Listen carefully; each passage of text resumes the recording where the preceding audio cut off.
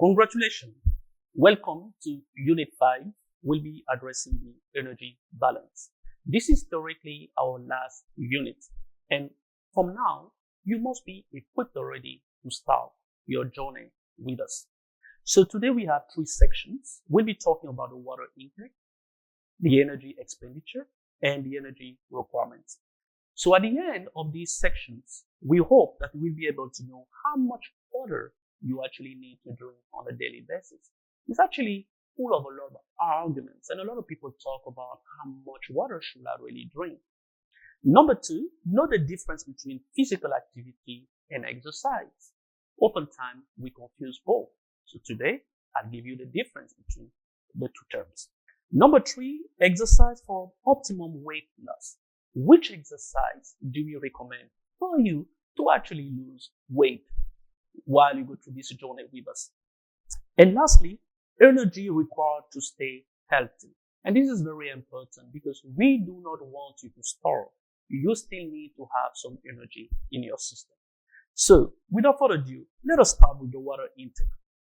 Here, what we understand is water, as I mentioned in Unit 2, is the most important nutrient. Water aids digestion and prevents constipation. Number two, it carries oxygen and nutrients to your cells.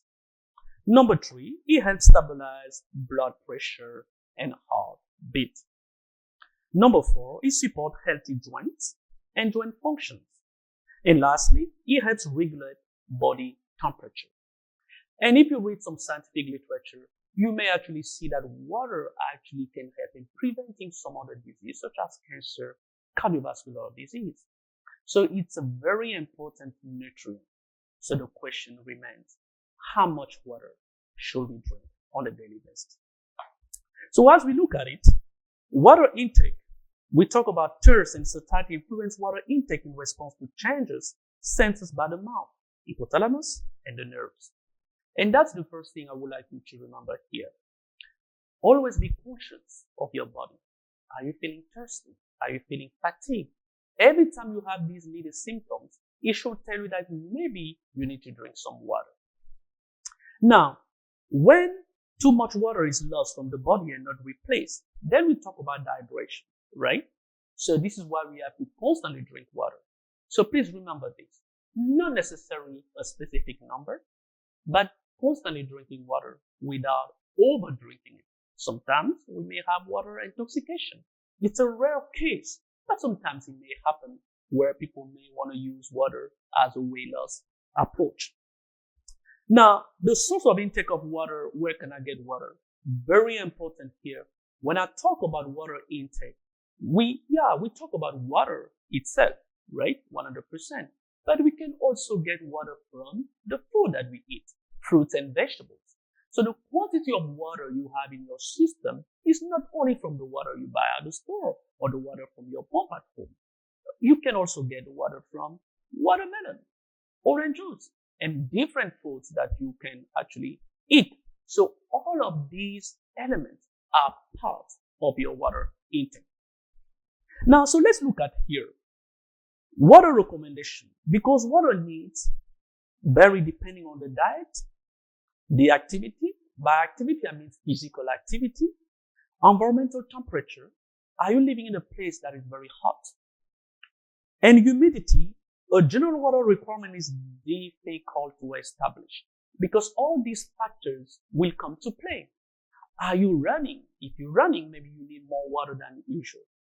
Is it very hot in the place where you are? Maybe you need more water as usual. And once again, what did I say earlier? Just try to listen to your body. Are you thirsty? Are you feeling fatigued? Then you need to get the water. But in general, the recommendation in terms of the dietary reference intake of water, they will often say that from 2,000 calories, right, we may need 2 to 3 liters of water. And some people will say 8 to 12 cups on a daily basis. But once again, this is the totality, meaning that we also account water from the food. So you don't need to take 4 gallons of water and put in your system in one shot. Listen to your body and eat well, remembering the 6 principles of diet planning. eating more fruits and vegetables. So in general terms, as I mentioned before, we all different and our body composition is different. We will say that men may need around 3 to 7 liters a day and women 2.7 liters a day. Now, there's also a different formula here that you can see that some people may actually use. They will say if your age is 16 to 30, you may need 35 to 40 milliliters of water per kilogram. The per kilogram here, it refers to your weight. Okay?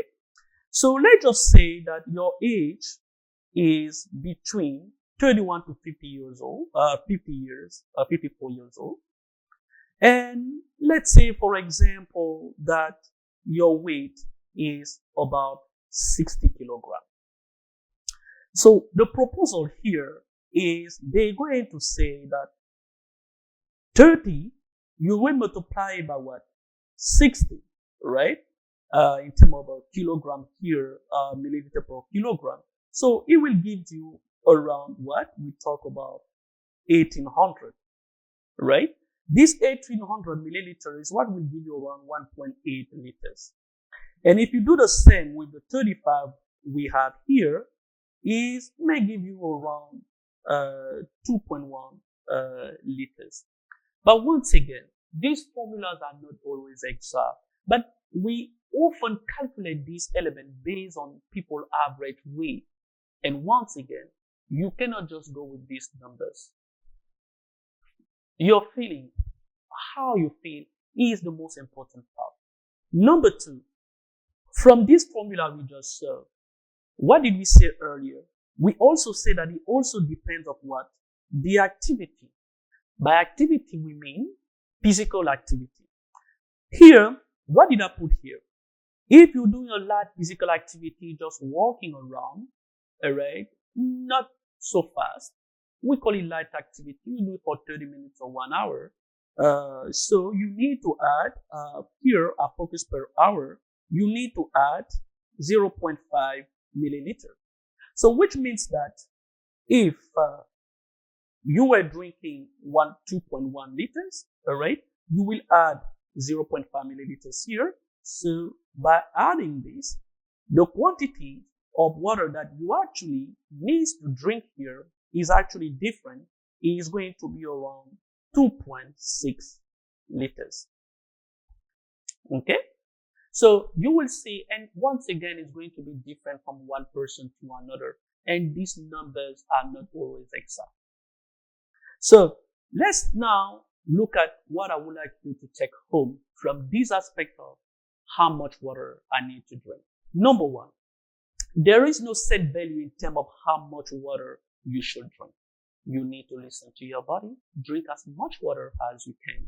There is no finite number. Number 2, avoid dehydration by regularly drinking water. And if you don't drink the normal water that you have in the store at your home, remember that you have fruits and vegetables that also contribute to the water intake that your body actually needs. Number 3, main signs of dehydration are what?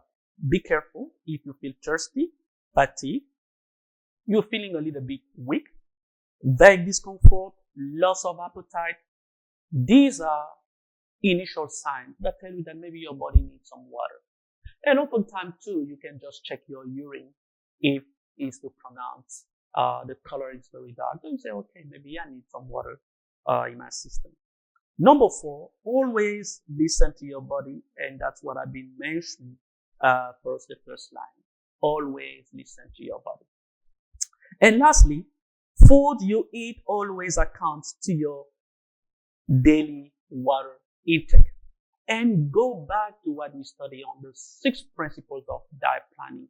And what did we say? We wanted to eat more fruit and vegetables and eat it as much as you want. Thank you for your time.